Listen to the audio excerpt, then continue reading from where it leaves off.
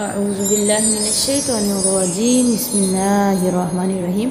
آج ہم سورۃ یوسف کے رکوع نمبر 7 کا آغاز کر رہے ہیں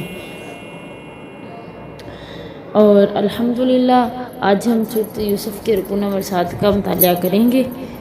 جو کہ آیت نمبر 51 سے ہی 51 سے ہی شروع ہوتا ہے۔ تو اس رکوع میں حضرت یوسف علیہ السلام کی پاک دامنی اور بے گناہی کا کھلا اظہار ہوتا ہے۔ مصر کی عورتیں عزیز مصر کی بیوی اپنی اس حقیقت کا اعتراف کرتی ہیں کہ یوسف علیہ السلام نے کبھی خیانت اور گناہ کا ارادہ ہی نہیں کیا تھا۔ اس کے بعد حضرت یوسف علیہ السلام کی سچائی، امانت داری اور اعلیٰ کردار کی بنا پر انہیں قید سے رہائی ملتی ہے اور مصر کے خزانے اور معیشت کی ذمہ داری سونپی جاتی ہے۔ حضرت یوسف علیہ السلام اپنی صلاحیت، علم اور دیانت کی بنیاد پر اس منصب کی درخواست کرتے ہیں تاکہ لوگوں کے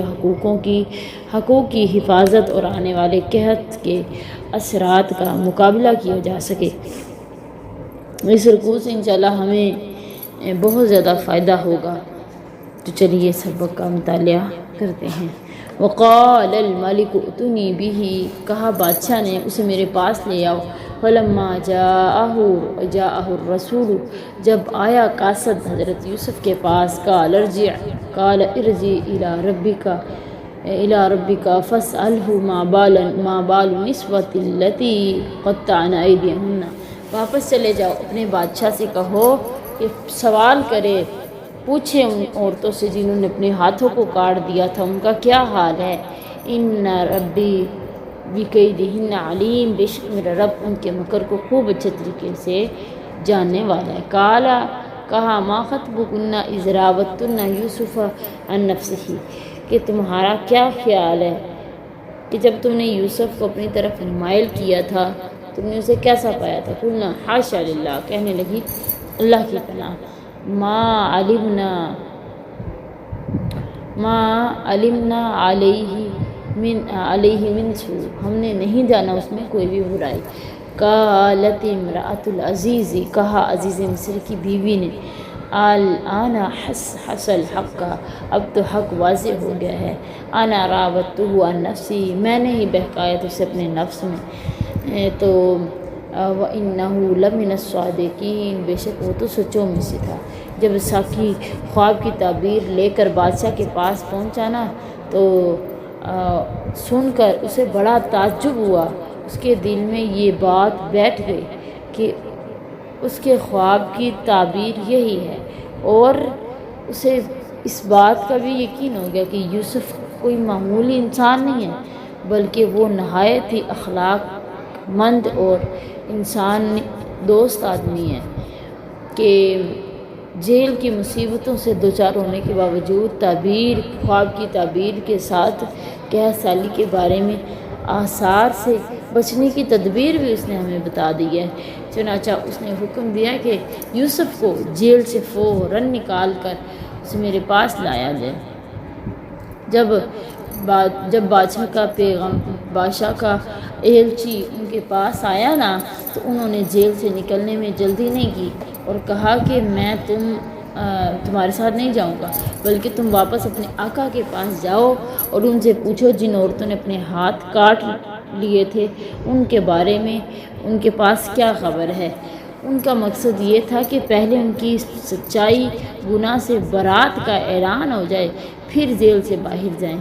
اس سے اندازہ ہوتا ہے کہ یوسف علیہ السلام میں غایت درجہ کا تحمل، حلم اور بردباری پائی جاتی تھی، جو عام انسانوں کے بس کی بات نہیں ہے۔ حضرت ابی ہریرہ کہتے ہیں کہ رسول اللہ نے فرمایا، اگر میں یوسف کے عرصہ جیل کے برابر جیل بھگتے ہوئے ہوتا، یعنی اتنی دیر میں جیل میں ہوتا نا، اگر قاصد میری رہائی کا پیغام لے کر آتا تو میں اسی طرح جیل خانے سے آزاد ہونا منظور کر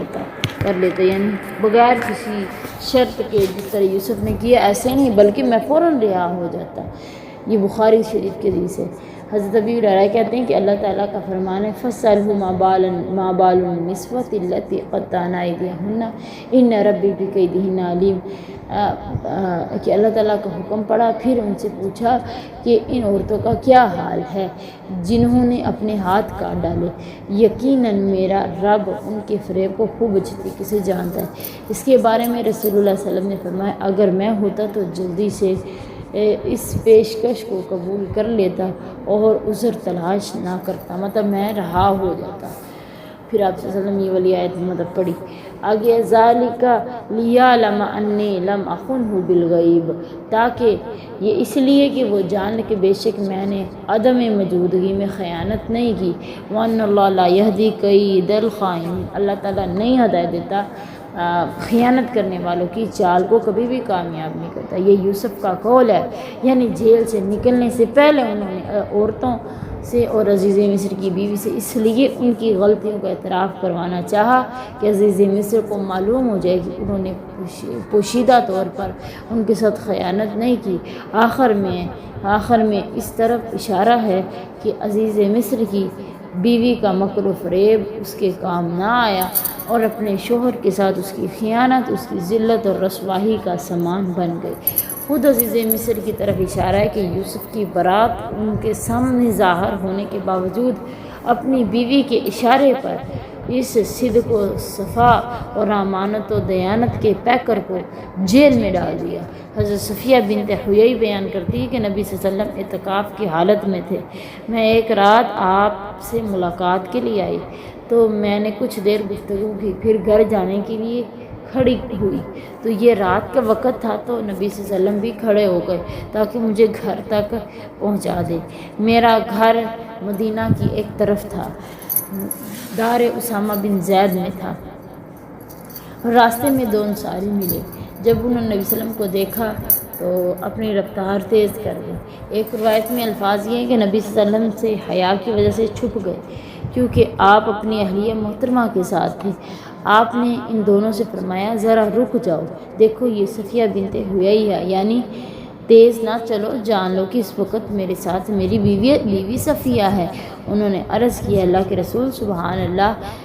کیا آپ کے بارے میں ہم کوئی برا سوچیں گے؟ آپ نے فرمایا شیطان انسان کے جسم میں اس طرح گردش کرتا ہے جس طرح خون، لہٰذا مجھے یہ ڈر لاحق ہوا کہ کہیں وہ تمہارے دل میں کوئی بات نہ ڈال دے۔ آگے اللہ کہہ رہے ہیں وما ابرئ نفسی ان النفس لامارۃ بالسوء، بے شک میں اپنے نفس کو بری نہیں کرتا، بے شک نفس تو برائی کا بہت بے شک نفس تو انسان کو برائی کا بہت زیادہ حکم دینے والا ہے۔ ان ربی غفور رحیم، میرا رب بخشنے والا رحم کرنے والا۔ اس آیت میں یوسف علیہ السلام نے اللہ کے لیے اپنی غایت درجہ خشوع اور خضوع کا اظہار کرتے ہوئے فرمایا میں اپنے نفس کا تزکیہ نہیں کرتا، کیونکہ انسان کا نفس تو برائی پر اکساتا ہی رہتا ہے سوائے ان نفوس قدسیہ کے جن پر اللہ تعالیٰ کا خاص فضل اور کرم ہوتا ہے۔ میرا رب تو بڑا معاف کرنے والا بے حد مہربان ہے۔ حضرت انس بیان کرتے ہیں کہ اللہ کے رسول صلی اللہ علیہ وسلم نے اس آیت کی تلاوت کی نا ذالک لیعلم انی لم اخنہ بالغیب، تو پھر رسول صلی اللہ علیہ وسلم نے فرمایا کہ جب یوسف علیہ السلام نے یہ فرمایا تو جبرائیل نے کہا اے یوسف اس وقت کو یاد کرو جب تو بھی ارادہ کر لیتا اگر اپنے رب کی برہان نہ دیکھتا۔ تو یوسف نے کہا کہ وما ابرئ نفسی ان النفس لامارۃ بالسوء، ٹھیک ہے، تو یہ والے الفاظ حضرت یوسف نے کہا۔ حافظ ابن کثیر نے لکھا ہے کہ یہ عزیز مصر کی بیوی کا قول ہے۔ شیخ الاسلام ابن تیمیہ کا بھی یہی رائے ہے۔ حافظ عبدالسلام بن محمد نے بھی ترجمے میں اسی رائے کو اختیار کیا ہے کہ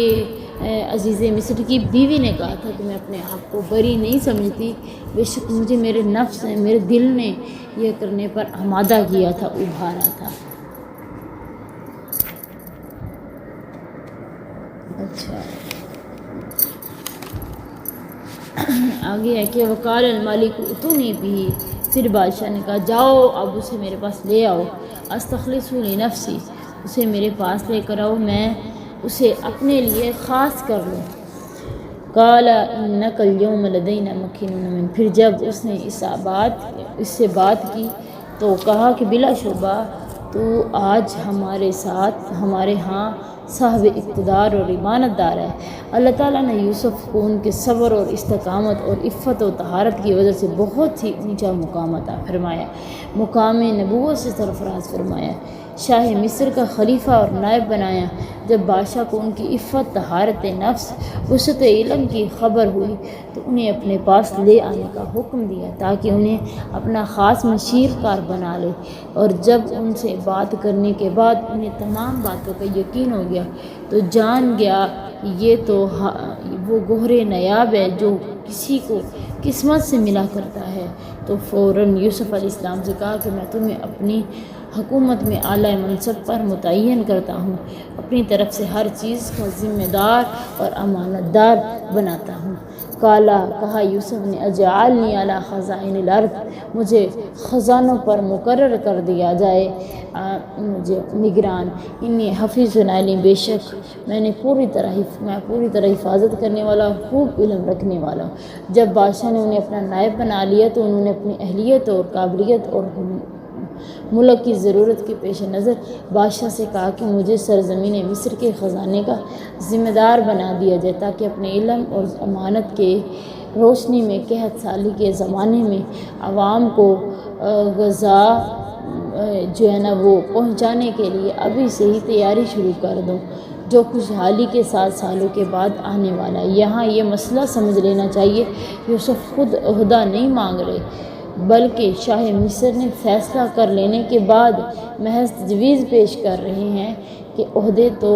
اسلام میں ہوتے ہی نہیں ہیں بلکہ ذمہ داری ہوتی ہے، اور جو ذمہ داری مانگے اسے نہیں ملتی بلکہ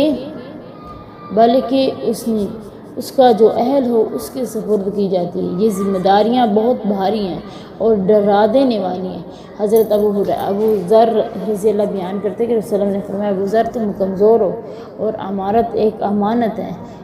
تو بے شک قیامت کے روز یہ بہت سے لوگوں کے لیے باعث رسوائی اور ندامت ہوگی، سوائے اس شخص کے جس نے اہلیت کی بنا پر اسے حاصل کیا اور پھر اس کے حقوق کو اچھے طریقے سے ادا کیا۔ حضرت عبد الرحمن بن سمرہ کہتے کہ رسول اللہ نے مجھ سے فرمایا، اے عبد الرحمن بن سمرہ، کبھی کوئی امارت مت مانگو، کیونکہ خود سوال کر کے عہدہ امارت حاصل کرو گے تو اس میں اللہ تعالیٰ کی تائید نہیں ہوگی، اور جس کے ذریعے تم لغزشوں خطاؤں سے محفوظ رہ سکو، اور اگر بغیر درخواست طلب کے تمہیں کوئی عہدہ مل گیا تو اللہ تعالیٰ کی طرف سے تائید و اعانت ہوگی اس میں۔ وَكَذَلِكَ اسی طرح مَكَّنَّا لِيُوسُفَ فِي الْأَرْضِ، ہم نے جگہ دی یوسف کو زمین میں، يَتَبَوَّأُ مِنْهَا حَيْثُ يَشَاءُ، کہ وہ رہے جہاں اس کا جی چاہے، نصیب برحمتنا، ہم پہنچاتے اپنی رحمت جسے ہم چاہتے، ولا نضيع اجر المحسنین، ہم ضائع نہیں کرتے اجر نیکی کرنے والوں کا، ولا اجر الآخرۃ خیر للذین آمنوا، آخرت کا اجر لوگوں کے لیے جو ایمان لے کر ہے، وکانوا یتقون، اور وہ اللہ تعالیٰ سے ڈرنے والے ہیں، تقوی اختیار کرنے والے ہیں۔ یعنی اس طرح اللہ تعالیٰ نے یوسف علیہ السلام کو سرزمین مصر کا مالک بنا دیا، جس طرح چاہتے تھے اس میں تصرف کرتے تھے، جہاں چاہتے تھے جاتے تھے، بستی ہو یہ شہر، ہر جگہ انہیں کا حکم چلتا تھا۔ اللہ سے ڈرنے والوں کے لیے آخرت کا ثواب دنیا سے زیادہ بہتر ہے، مطلب یہ کہ آدمی کو آخرت کی کامیابی کے لیے اصل کوشش کرنی چاہیے، کیونکہ وہ دنیا جاہ و جلال اور عزت و شہرت سب عارضی ہیں، آخرت کی نعمتیں ہمیشہ کے لیے باقی رہنے والی ہیں۔ حضرت ابی ہریرہ کہتے کہ رسول اللہ صلی اللہ علیہ وسلم نے فرمایا، جب اللہ تبارک و تعالیٰ کسی بندے سے محبت کو فرماتے ہیں نا تو جبرائیل کو بلا کر فرماتے ہیں، میں فلاں بندے سے محبت کرتا، تم بھی محبت کرو۔ تب جبرائیل اس سے محبت کرتے ہیں، تمام آسمان میں منادی کرتے ہیں کہ اللہ تبارک و تعالیٰ فلاں بندے سے محبت فرماتے ہیں، اس لیے تم لوگ بھی اس سے محبت کرو، تو آسمان والے بھی اس سے محبت کرتے ہیں، پھر اس کو زمین والوں میں مقبول بنا دیا جاتا ہے۔ اسی طرح اللہ تبارک و تعالیٰ کسی بندے کو ناپسند کرتے ہیں نا، جبرائیل کو بلا کے کہتے ہیں میں فلاں کو ناپسند کرتا ہوں، نفرت کرتا ہوں اس لیے تم بھی نفرت کرو. اور جبرائیل بھی نفرت کرتے. پھر آسمان والوں میں منادی کر دی جاتی کہ بے شک اللہ فلاں بندے سے نفرت کرتا ہے, تم بھی اس سے نفرت کرو. اور اہل آسمان اس سے نفرت کرنا شروع ہو جاتے ہیں. چلیں آج کا سبق یہاں تک, آگے انشاءاللہ ہم شروع کریں.